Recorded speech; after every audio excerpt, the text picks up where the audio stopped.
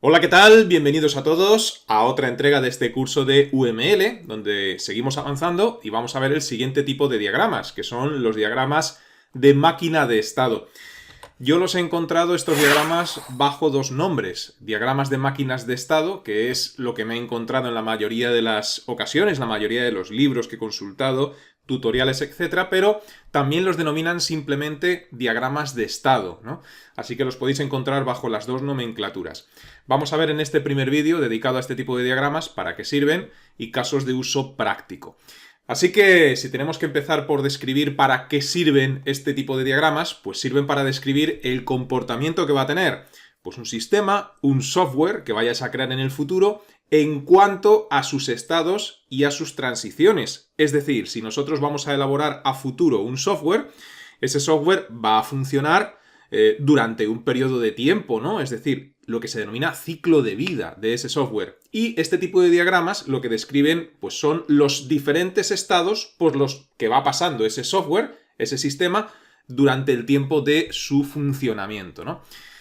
¿Qué son exactamente los estados? Bueno, pues los estados son situaciones o condiciones en las que ese objeto puede estar. Es decir, si vamos a definir los diferentes estados, los diferentes momentos por los que va a pasar un software, los estados, en este tipo de diagramas, pues son esos momentos concretos por los que va pasando ese software.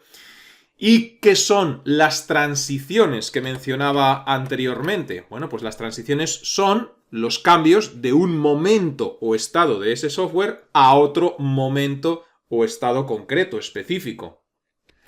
Es decir, si tú tienes un software en un estado concreto y durante el tiempo cambia a un estado diferente, pues la transición es ese cambio de un estado a otro. Las transiciones normalmente son desencadenadas por eventos, ya pueden ser eventos de usuario o eventos de otro tipo, eventos de la propia aplicación, del propio software, o debido a condiciones que se cumplen, ¿no? Condiciones específicas. Con ejemplos vamos a entender esto mucho mejor.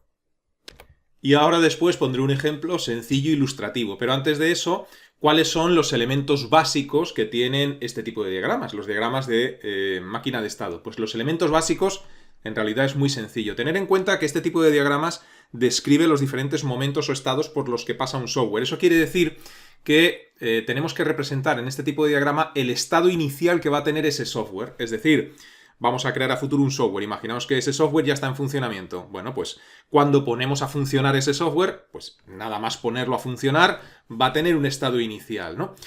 Después de ese estado inicial, el software pasará por diferentes estados. Pues el estado A, el estado B, el estado C, que reflejan pues cómo se encuentra ese software, ese sistema, en diferentes momentos en el tiempo.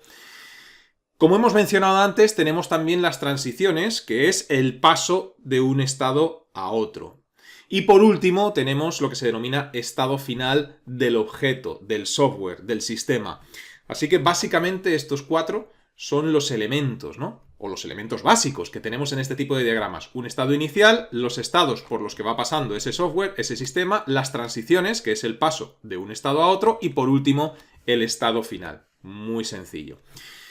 Para terminar de ilustrar los elementos de este tipo de diagramas y cómo funcionarían, pues os voy a poner un ejemplo muy sencillo. El ejemplo de una máquina de vending. No es un ejemplo que se nos vaya a dar en situaciones reales a la hora de desarrollar un software. Hombre, a lo mejor tenemos que desarrollar un software para la maquinaria interior de este tipo de objetos, ¿no? De las máquinas de vending. Esto tiene un software en su interior. Marcas el producto y la máquina te proporciona el producto. Entonces, bueno, si es el caso concreto, vendrá muy bien, ¿no? Pero lo que intento decir es que con el ejemplo de la máquina de vending, lo que pretendo es ilustrar cómo, cuándo y de qué manera participan los elementos básicos de este tipo de diagramas, ¿no? Entonces, la máquina de vending va a partir de lo que se denomina un estado inicial que viene representado con un círculo negro, así de simple. Se representan en los diagramas UML el estado inicial, ¿no? Y de ese estado inicial que podía ser, por ejemplo, pues se me ocurre, nada más terminar el proceso de fabricación de la máquina de vending o nada más colocar la máquina de vending en su ubicación física, ¿no? Una vez que ya la máquina está colocada, fabricada, etcétera, que podría ser ese estado inicial, pues la máquina la enchufamos a la corriente y empieza a funcionar. Entonces ahí tenemos ya el primer estado. Ese estado podría ser el estado de esperando pago. Nosotros cuando vemos una máquina de este tipo en un aeropuerto o en cualquier otro sitio, vemos como la máquina está en un estado de esperando pago. O bien pago con moneda o bien pago con tarjeta, pero está esperando pago, ¿no? Cuando alguien se acerca a la máquina y paga, o bien con tarjeta o bien con moneda, la máquina, el objeto, cambia de estado y pasa de estar esperando pago a recibiendo pago, porque tú estás o pasando la tarjeta o insertando una moneda. Y aquí veis por primera vez cómo un objeto cambia de un estado a otro, de esperando pago a recibiendo pago. Y fijaos cómo en un diagrama UML aparecen estas flechas que son como conectores que representan el paso de un estado a otro, de esperando pago a recibiendo pago. Pues tenemos aquí esta transición. Las transiciones se representan con este tipo de flechas. Una vez que la máquina recibe el pago, pasaría a un siguiente estado. El pago ya lo ha recibido. Bueno, pues pasaría a un siguiente estado que sería seleccionando producto. Es decir, el usuario se encuentra tecleando el código del producto que quiere. Y ese podría ser el siguiente estado, seleccionando producto.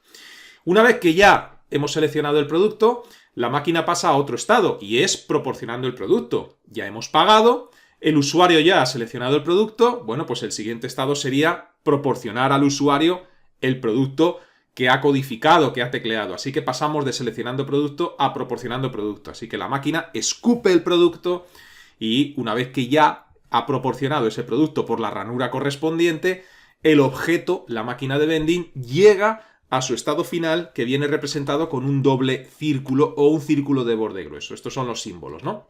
Entonces aquí tenéis los elementos gráficamente representados, elementos básicos de un diagrama de máquinas de estado o de un diagrama de estado.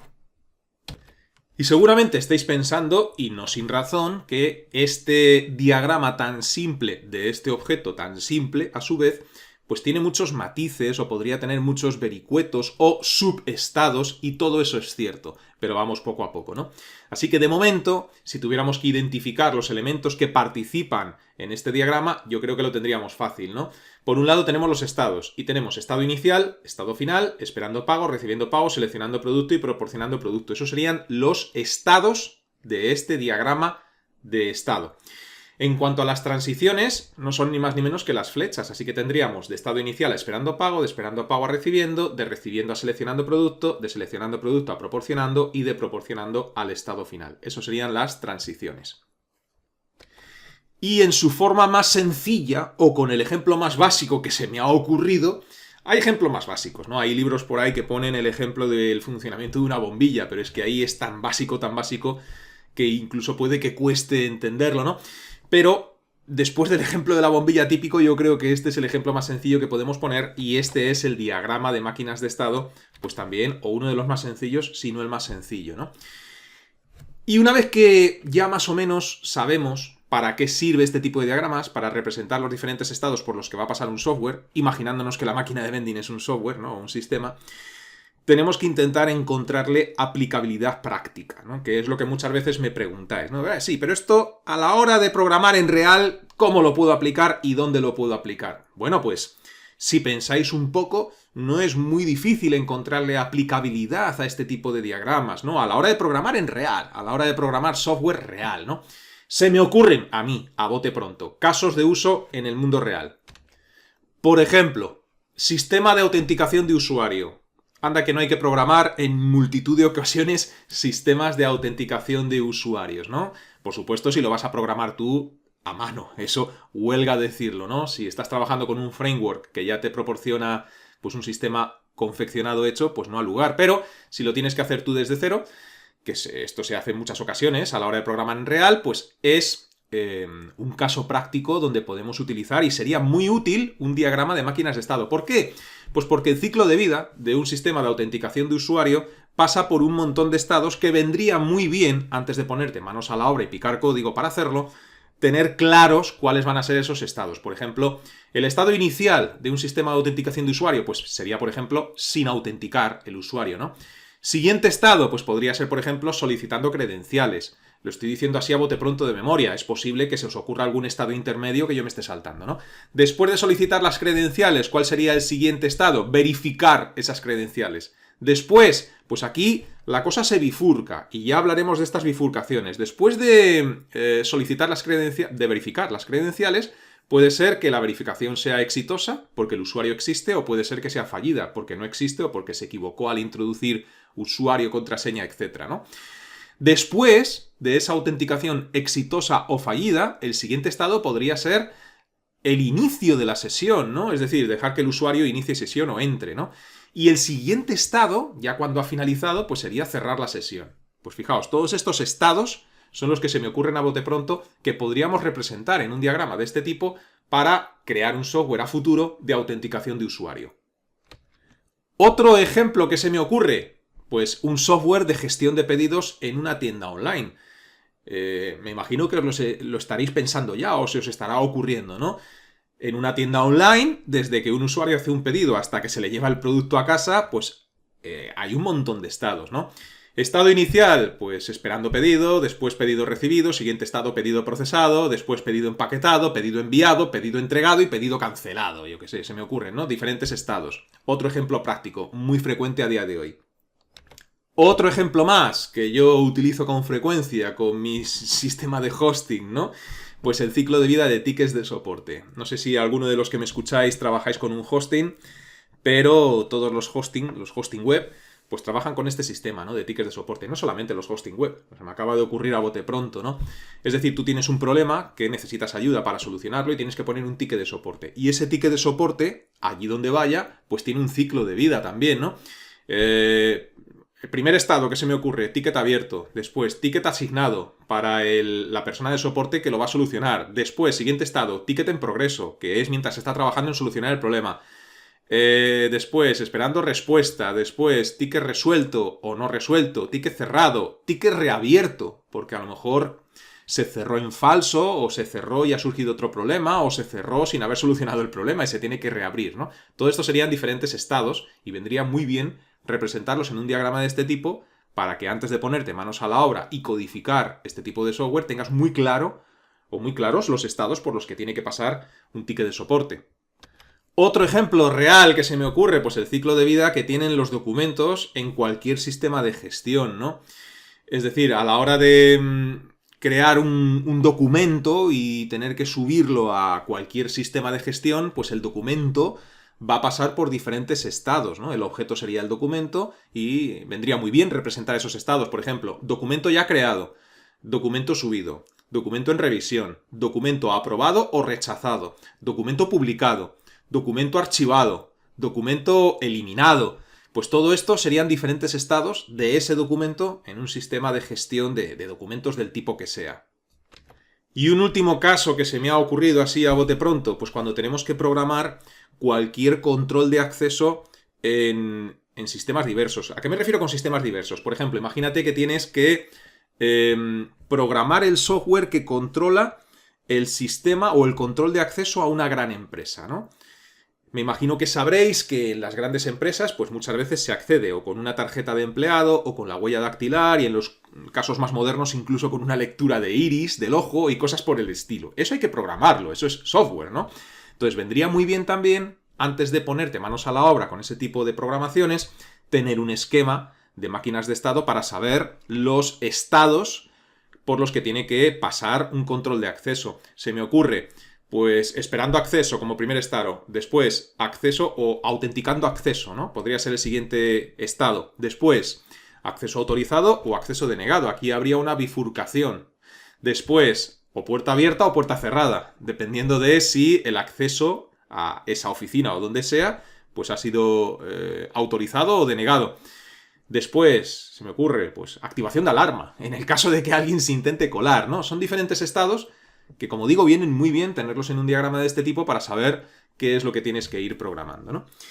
Y en fin, pues estos son los casos útiles que se me han ocurrido a mí, seguro que a vosotros os ocurren muchos más, donde unos diagramas de este tipo pueden ser muy, muy útiles. ¿Qué vamos a ver en el siguiente vídeo? Pues en el siguiente vídeo vamos a trabajar con StarUML para crear diagramas de este tipo y de paso veremos pues algunas herramientas más, además de los estados iniciales, finales, intermedios y transiciones, porque veremos que StarUML me proporciona alguna herramienta más, ¿no? Así que nada más, vamos a dejar de momento este vídeo en el punto en el que nos encontramos. Y os recuerdo que si lo deseáis podéis registraros gratuitamente en mi academia virtual, píldorasinformáticas.es, donde en la zona de cursos gratuitos tengo todos los cursos gratuitos que he ido subiendo a YouTube ordenados por categorías. Aquellos que deseéis que os resuelva las dudas relacionadas con los cursos tenéis la sección de cursos offline, y los que deseáis que os haga un seguimiento más personalizado, como si tuvierais un tutor en casa, con ejercicios, test, resolución de dudas y entrega de certificado al finalizar un curso, tenéis los cursos tutorizados. Estos catálogos se irán ampliando poco a poco con el tiempo. Hasta la próxima, que os vaya bien.